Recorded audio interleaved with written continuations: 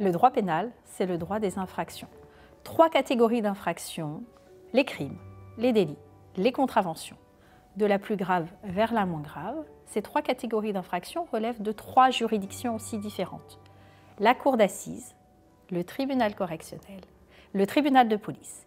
Mon rôle est d'intervenir devant ces 3 juridictions pour assurer la défense de mes clients. J'interviens tant pour les victimes que pour les auteurs. Mon rôle est de défendre toute personne devant n'importe quelle juridiction de France. Défendre les auteurs, c'est les défendre peu importe l'infraction commise, crime, délit ou contravention. Concernant les victimes, l'objectif c'est un véritable soutien auprès de son client. Et mon objectif est celui-ci. Je n'interviens pas uniquement au moment du jugement pour mes clients.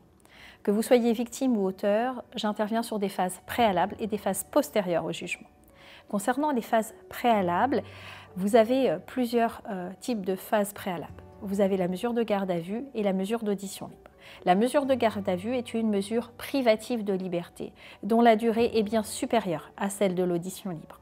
L'audition libre, vous l'avez compris, c'est une mesure moins restrictive de liberté, dont la commission d'infraction et les tenants et les aboutissants sont moins importants qu'en mesure de garde à vue.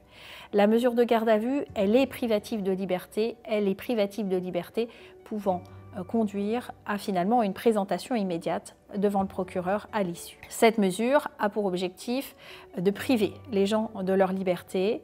Elle a vocation finalement à déterminer la réalité d'une infraction. À l'issue de cette mesure de garde à vue, l'intéressé peut être présenté au procureur de la République ou à un autre magistrat qui s'appelle un juge d'instruction. J'assiste tant mes clients dans le cadre des présentations préalables devant le procureur de la République antérieurement au jugement que devant le juge d'instruction qui est un juge enquêteur qui peut être saisi pour une durée d'1 an à 1 an et demi en fonction de la nature des faits qui sont l'objet de sa saisie. Mon rôle est d'accompagner tant les auteurs que les victimes, soit en mesure de garde à vue, soit devant le juge d'instruction. Devant le juge d'instruction, pour notamment les victimes, il s'agit de les accompagner dans le cadre de leur audition, dans le cadre des confrontations qui peuvent avoir lieu devant ce juge d'instruction.